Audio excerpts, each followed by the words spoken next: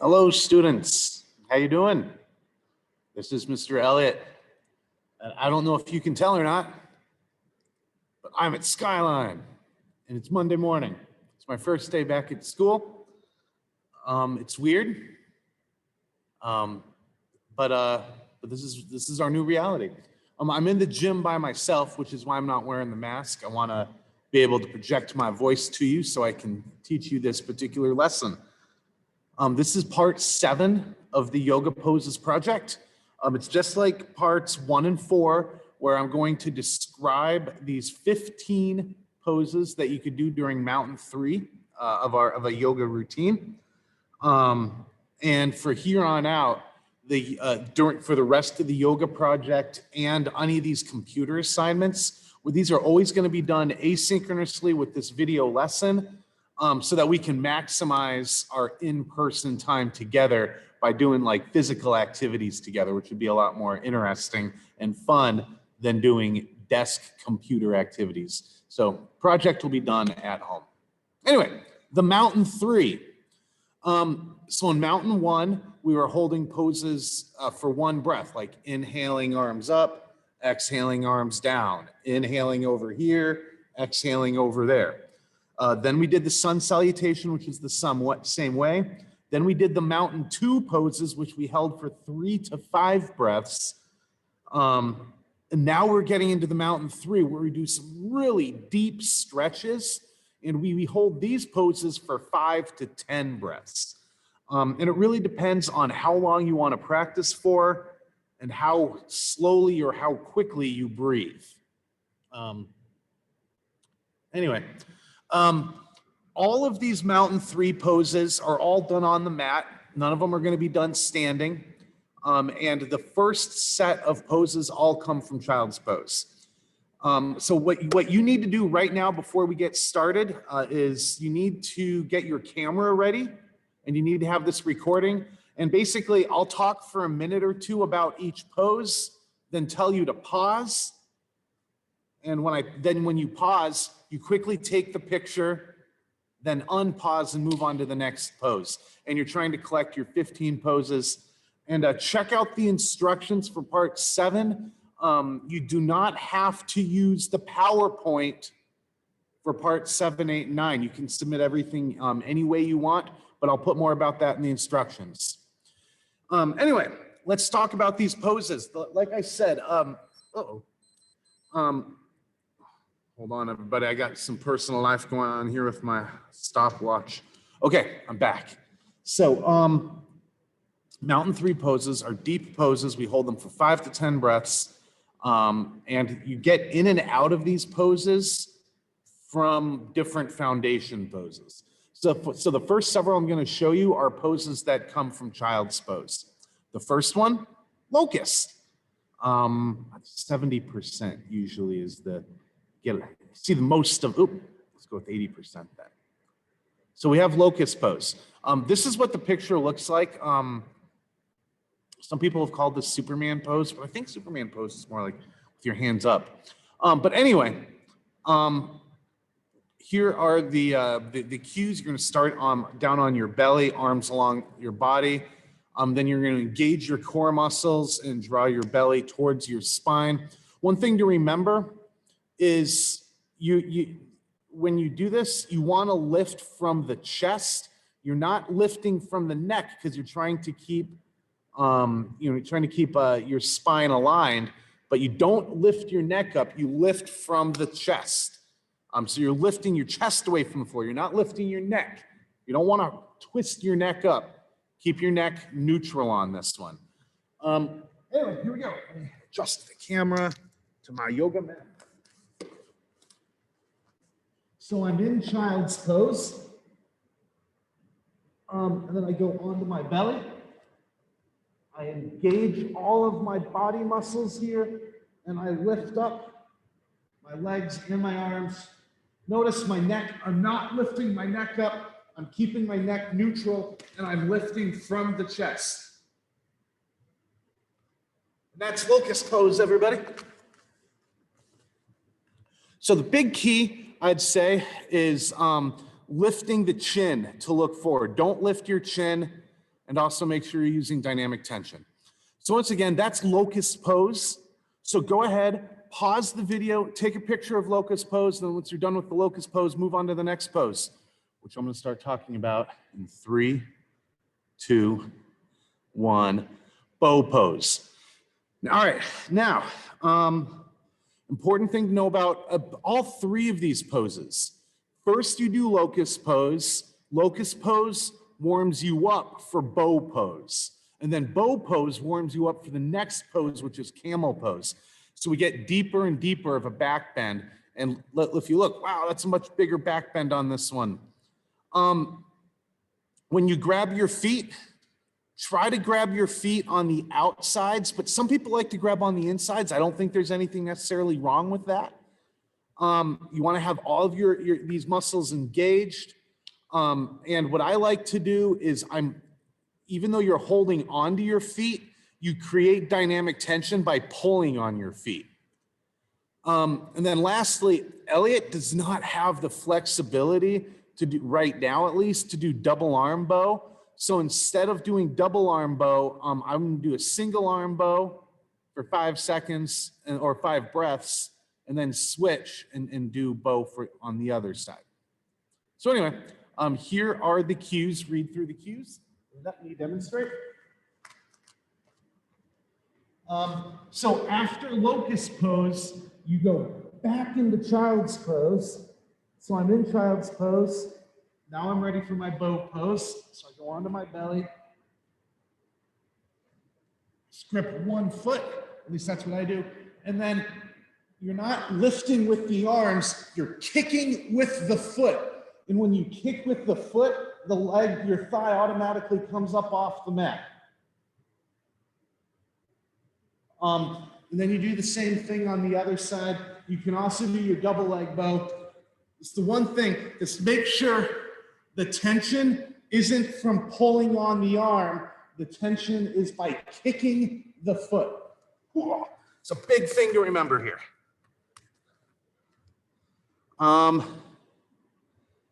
Where's that right here? Yeah. Anyway, that's bow pose, everybody. So if you haven't already, pause the video, take a picture of yourself doing bow pose, and then after bow pose, you go back into child's pose, you refocus for a minute or a couple seconds, and then you move on to camel pose. Hey, everybody, camel pose. Be careful and go slow with camel. There's big potential for a back injury on this one. This is what it looks like. And you're in child's pose, and you're going to go up onto your knees. You're going to do the back bend. Some people like me only put their hands on their lower back to help with the back bend. Other people are able to reach the feet and make it a little bit deeper. That's great. One thing to notice in both of these pictures is the alignment. They are not bending back their neck, either one of them. They are keeping their neck neutral. You're not doing this with your neck. Keep the neck neutral, and then just go back as far as you can. Let's see how Elliot's camel is. So I was in bow pose, then I went back into child's pose, and then after child's pose, go up into camel, hips over knees. All of these muscles in the front and back are fully engaged. And then on an inhale, you lift up, and on an exhale, you start doing your camel back bend. Inhale, lift up a little bit. Exhale, go a little bit deeper into your back bend. Inhale, lift up, and exhale, lean back even further. And you just keep going back as far as you can. As long as it's comfortable, you're not hurting yourself. And as you can see, I only kept my hands on my back. You're more than welcome to drop your hands all the way down to your feet. So locust pose, then bow pose, then camel pose, in that order. And that's if you want to give yourself some really good back bends. And then after your third back bend, you head back into child's pose. You regroup there. And then that's it for poses out of child's pose. Next, you could go into staff pose. and do poses from staff pose. The first one, seated forward fold or straddle splits. So you can do this one with your feet together. You could do this pose with your feet straddled. You could go with straddled a little bit, straddled a lot. This is really what you want to do with this stretch in your body. This is pretty, there's nothing fancy with this. The one thing I want to suggest is make sure that your core muscles are engaged when you're doing your forward fold. And also notice how the back is not rounding. The back is staying as straight as possible. So as far as the progression goes, so I did my locust pose, then I went back in child's pose, then I transfer into staff pose, and now that I'm in staff pose, then I can do my seated forward fold. I like to separate my legs just a little bit, and then on an inhale, straighten your back up, engage your core muscles, and then on an exhale, go ahead and start your forward fold. All right, now look, Elliot is very inflexible, and this is literally as far as I can go without rounding my back. If I round my back, I can go further, but I'm not getting as good of a stretch as keeping myself upright, muscles engaged, leg muscles engaged, trying to work this forward fold. I get an incredible stretch on the back of my hamstrings. And you hold this for 5 to 10 breaths. You could do a second set if you wanted because it's such a good stretch, but it's seated forward fold or straddle splits. You can do it however you like. Anyway, find the seated forward fold that works for you. Take a picture of yourself doing it. Pause the video while you're doing that. And then after your seated forward fold, you go back into staff pose. And then after that, cradle the baby. I love this one. This is what cradle the baby looks like. Some things to note. You want to have your hands like gripped together here, but you also want to have a neutral spine. I personally cannot both close my arms and have a neutral spine. So you kind of have to decide for yourself which one you'd rather have. For me, it's better to have the neutral spine and then just do as good as I can getting my arms wrapped around my leg. So cradle the baby. So I'm in staff pose. I'll do this one facing you. So I was in my seated forward, straddle forward, or seated forward fold. And then I went back to staff pose, and now I'm going to do cradle the baby. So I'm going to bring one leg up. You put the left side of your outside part of your foot into one elbow, and you put your knee into your other elbow, and then this is where your hands are supposed to clasp. Now, if I try to do that, look what happens to my spine. Stomach cramp right here. All right. So I bring up the leg, and the minute I try to do this, my back rounds, and I can't do this effectively because my back is rounding over. So what I do instead is I keep my spine neutral, and I'm just going to grip my feet and my knee with my hands instead. And with this, I can still bring the leg up, and I'm able to keep my spine absolutely neutral. So instead of doing a cradle baby like this, I do the cradle of the baby more like this, holding onto my feet. But that allows me to keep my spine neutral. So you can do this pose either way you want. There's hugging the legs with knee in one elbow and foot in the other elbow, but there's also neutral spine. So you kind of have to decide if you can do both, that's great. Make sure this leg muscle's engaged, your core muscles are engaged. Cradle the baby. After cradle the baby, go ahead, pause the video, take your picture, restart the video, bam. You go back into staff pose after cradle the baby, and you go into butterfly pose. And butterfly, you all know butterfly, but I want you to take your butterfly to the next level. You know, one thing to notice in both of these pictures, they are not using their elbows to push down your knees, and you are not supposed to use your elbows to push down your knees. That promotes injury. So let me demonstrate. I was in staff pose. Well, I was doing cradle to baby. Then I went back to staff pose. And then for butterfly, you're bringing the feet in. And these elbows are not pushing on the knees. You keep your back neutral. And you use your leg muscles to push your legs down towards the mat as far as they will go. And then if you're able to get your feet or your knees down on the floor, and if you want to incorporate a forward fold, you can. But if you do incorporate the forward fold, no rounding the back. Do not round your back. Keep your spine neutral, and you go down as far as you can while keeping your spine neutral.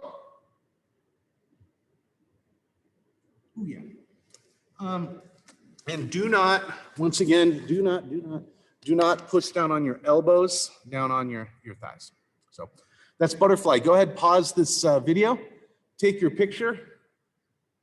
See on the next pose. So you did the butterfly, you go back into staff pose, then to boat pose. Different ways, all boats look different.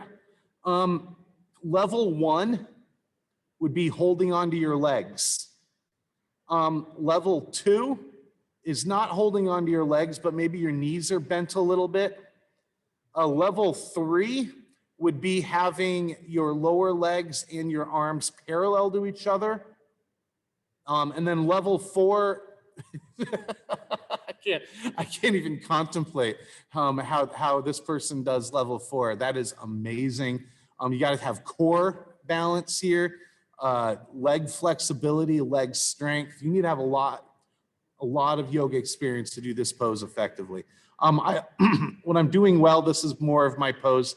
I'm probably somewhere between 2 and 3 right now. Anyway, it's important to make sure that your core muscles are engaged, and all of these muscles are engaged through this pose. They are making this look a little too easy. But I'm back in staff pose. So I was doing my why am I forgetting name? Doing my butterfly. And then I went back to staff pose. Now boat pose. So engage the core muscles, bring up my thigh, my knees. I lift them a little bit off of the ground. Try to keep the spine neutral. And then the next step is you let go of these arms. And then the next step is you lift the legs up to where you can. I'm starting to round my back. It's a problem. So I straighten that back out, but then my legs droop down. That's okay. You're just kind of working back and forth, holding the boat.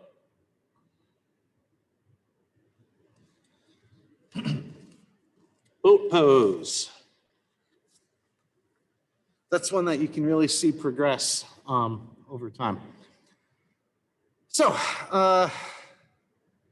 notice here, engage the abs and let the legs float off the ground. So it's really important to have your abs engaged for this particular pose. There we are. Hello. So go ahead, pause the video, take a picture of yourself doing boat pose. And then after boat pose, you go back into staff pose.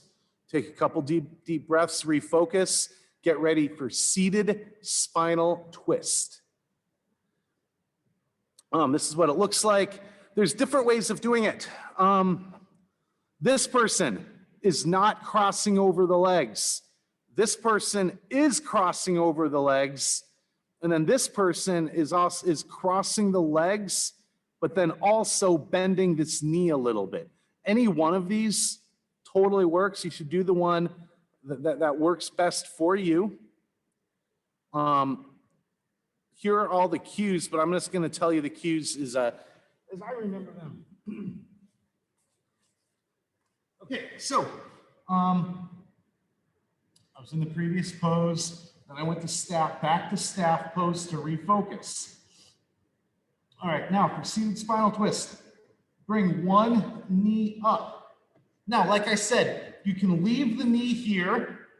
I find that most people like to bring this knee over or this leg over and put it on the other side of the knee. You can do that. If you want to take it even further, you can bend this knee a little bit more. This one, I don't really enjoy that. I prefer this. Then on an inhale, you lift up, and on an exhale, you do your spinal twist, twisting towards the leg that's bent. And I'm pulling on this leg to help aid the spinal twist. And on an inhale, you lift up, and on an exhale, you twist a little bit more. And then inhale, you lift up, exhale, twist a little bit more. And you try to do that through your breath. That each breath on an inhale, you're lifting up a little bit more, and on the exhale, you're trying to twist a little bit more. So inhale, twist, each exhale, maybe getting a little bit deeper into the pose. Seated spinal twist. All right, so go ahead, take your picture of your seated spinal twist. And then after that, you go back into staff pose. You refocus for incline plank or tabletop. Some people prefer incline plank. Some people prefer tabletop. If you do either one, try to have these core muscles extremely engaged, and you look at this perfect alignment: ears, shoulders, hips, knees, ankles, all aligned. Here, ears, shoulders, hips, knees. But then you also have shoulders over wrists and knees over feet. Maybe I'll try to demonstrate them both, but we'll see. My tabletop, you're probably gonna see a sagging table. And that's because I just kind of lack the core strength right now to keep my table flat. But let's see. Incline plank and tabletop. So I'm back into staff pose. I'm refocusing in staff pose, and I'm taking my hands down on the floor, facing my feet, engaging my core muscles. I have sensitive wrists right now, so I'm gonna do this with fists, but normally you do this with your palms. But I'm gonna go fists, and then you engage your core muscles, lift up your belly, try to get that straight line. If you wanna go tabletop,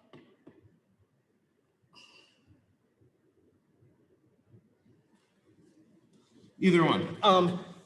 This is it's a tough pose. It's a tough pose to hold for 5 to 10 breaths. So really be ready for it. Breathe through it, and try to hold it as long as you can. Incline plank or tabletop. All right, so go ahead, take a picture of yourself doing either one of these poses, whichever one you think is better for your body. I have to say, when I tried them both out, I actually enjoyed the tabletop a little bit more. I got a little bit more out of it, I thought. Didn't hold it very long though. Maybe it'd be different. So all of these poses we just spent the last couple minutes looking at were all poses that you do from staff pose. So first we did poses from child's pose, then we did poses that you get into from staff pose, then we transfer to knees to chest. And then the rest of these poses that we're gonna do today, we do from knees to chest, or almost all of them. And the first one's dead bug. Some people prefer to call this one happy baby. If you're working with kids, let's call it happy baby. Anyway, couple different ways to do this. You can do this just holding onto the knees. You can try lifting the feet up off the ground. You can also do this with big toe hold. The big thing is you see this person's tailbone, it is always on the ground. This person's doing it by holding onto their feet. That's going a little bit deeper, but notice tailbone is on the ground. Because of Elliot's lack of flexibility, I can really only do this somewhere in between this and this because I start getting an incredible stretch on my hamstrings. And if I pull my tailbone off the ground, I can go deeper, but then I'm not getting as good of a stretch. So keep that tailbone on the ground while doing dead bug or happy baby. So, so we just finished up in staff pose. So we did our last pose, we went back to staff pose, then we transferred the knees to chest, and the knees to chest. Okay, then for dead bug, I already have my knees on, I'm already holding my knees on my chest, so keeping my tailbone on the ground, I am lifting my feet off, or lifting my feet towards the sky, and I can't go much more than this. And you're trying to get your calf to be pointing straight to the sky. But when I do that, my tailbone's coming up off the ground, like I said. So I drop my tailbone to the ground. I work to straighten my legs. And that's all I'm really able to achieve. You can hold on to your toes if you want. But if you do, don't let this tailbone come up off the ground like my tailbone's coming up off the ground. The minute you take your tailbone off the ground, it's less effective as a stretch. So always keep your tailbone on the ground, everybody. Heels over knees. Heels over knees. Elliot was not able to achieve heels over knees, so I just kept working towards that. If I was able to get heels over knees, then I would move on to the next stage, which would be trying to hold on to those toes. All right, so go ahead, pause the video, take your best picture of dead bug, dead bug, dead bug, and then move on to the next pause and unpause. Unpause. A couple minutes ago, we did seated spinal twist. This is supine spinal twist. Supine means you're lying down. So it's the same thing as our regular spinal twist, except this time instead of sitting up, we're lying down. I think I just said that. Okay, so from knees to chest. So I just did dead bug, come back to knees to chest, and then for supine spinal twist, take one leg, let's say I'm gonna take my left leg, I move it to the ground, now I got my right leg up, and I take my left hand, grab my right knee, and guide it towards my left side. This arm is on the ground. My head, I can either watch the ceiling or I could turn it this way away from the stretch to promote the spinal twist. This extended leg should be extended with the leg muscles engaged. And even though it looks like you're not doing anything, all of you should have dynamic tension through your body, holding this pose together. Yeah, supine spinal twist. And then you switch everything around for the other side. So there you go. You got right leg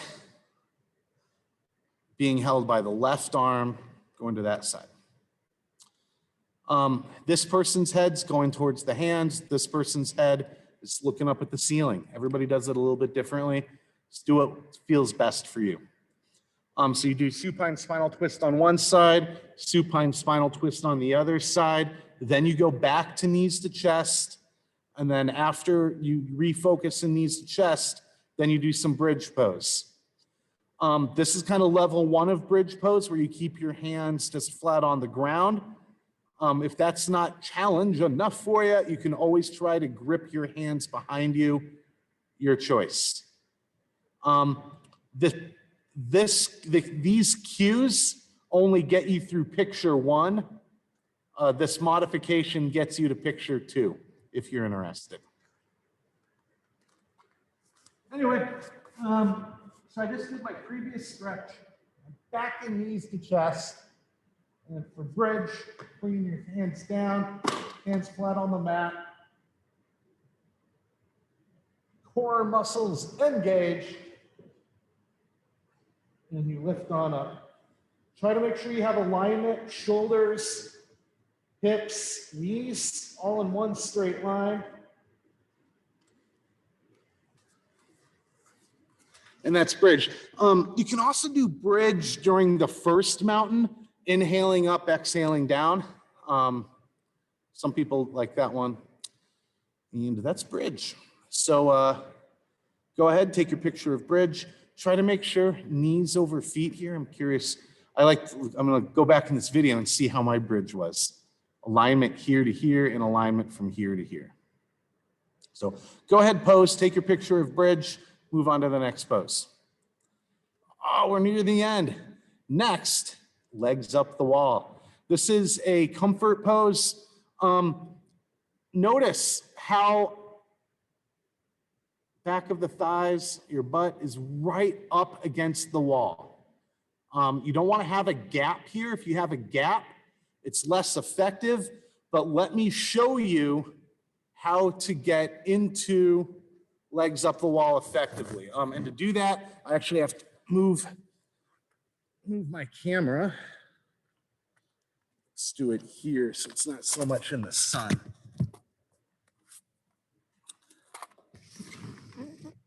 Okay, so to get properly into legs up the wall, this is what people, let me show you what people try to do, and then let me show you the right way to do it. What people try to do is they try to just go straight up to the wall and do this thing. You're like, jigga, jigga, jigga, jigga, and kind of like shuffle their way back and forth. And as you can see, my butt is still really far away from the wall. It's not working. So this is what you do. You start on your side. And you start on your side and you bring your butt all the way up against the wall. And once your butt's on the wall, then you roll up. Yeah, check it out. Here we go, perfect legs up the wall. Leg muscles, first you engage them. And then once they're in the right spot, go ahead and relax them. Oh yeah, legs up the wall. And you can hold this for 5 to 10 breaths, but you can also hold this for 5 to 10 minutes if you want. This is a really good pose to do after a flight, after a long flight, and you get to your hotel room. You just sit like this for 5 minutes. It really helps bring a lot of that blood flow back into your legs and force your body to pump new blood up into your legs. All right, so that's legs up the wall. Make sure you get into it from that side position. When you get into it from the, trying to shimmy up next to it, as I showed you, it doesn't work very effectively. Okay, so if you haven't already, pause, take your picture, and then that's it, everybody. After this, every routine always, oh wait, I left out abdominal work. Oh, there's final relaxation. This is an awkward place for abdominal work. But this is basically just fancy for yoga crunches. One thing to notice when we do our ab work, this neck is staying neutral. Don't pull on your neck. Everybody pulls on their neck, and then they end up getting injured.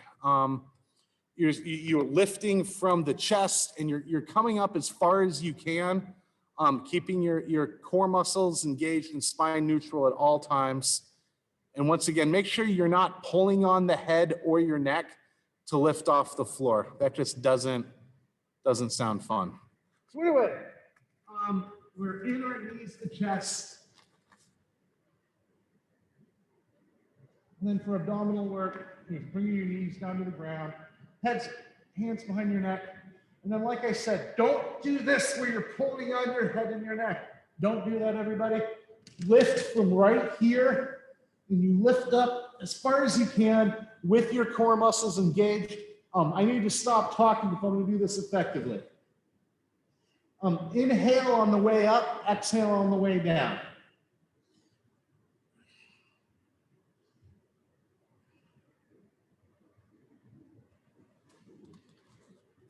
I'm looking forward to going back on the video, seeing if I kind of felt like I may have been pulling on my head a little bit, and I don't think I was coming up very far. But if you pull on your neck, you'll be able to come up further, but for what? You're not going to get anything more for your abdominal muscles, and you might hurt your neck. So just lift from the chest when you're doing your ab work, everybody. Go ahead, take a picture of yourself did I say just one picture, right? Yeah, just a picture of yourself in the up position. And once again, don't be pulling on your neck. Be lifting from your chest. Keep your neck neutral. And then every yoga routine always finishes off with final relaxation. Hey, look, there's only one goal of final relaxation, and that's total relaxation. So some people call this the most difficult pose in yoga because it is difficult to lay absolutely still for 5 to 10 minutes. Just ask a high school kid. Anyway, as you can see in the pictures, you can do this with pillows propped underneath your feet or knees. You can also, if you're you get cold easily, put a blanket over you because your body might cool down while you're doing final relaxation.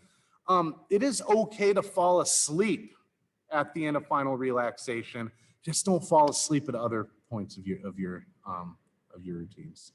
So yeah, you're working to release all stress and tension into your final relaxation. Let me demonstrate, and I'll try to hold absolutely still for 3 breaths.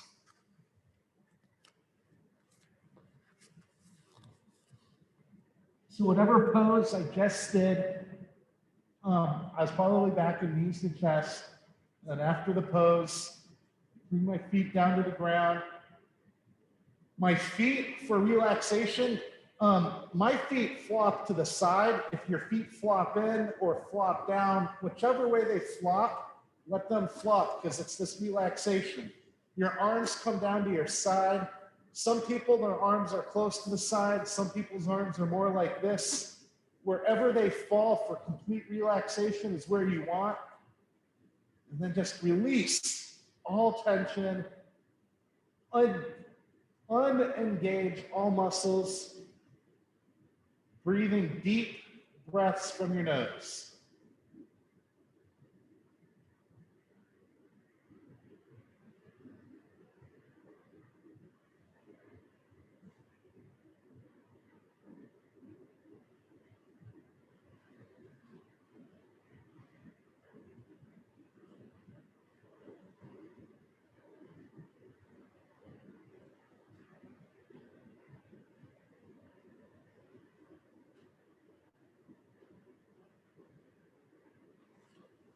Yeah.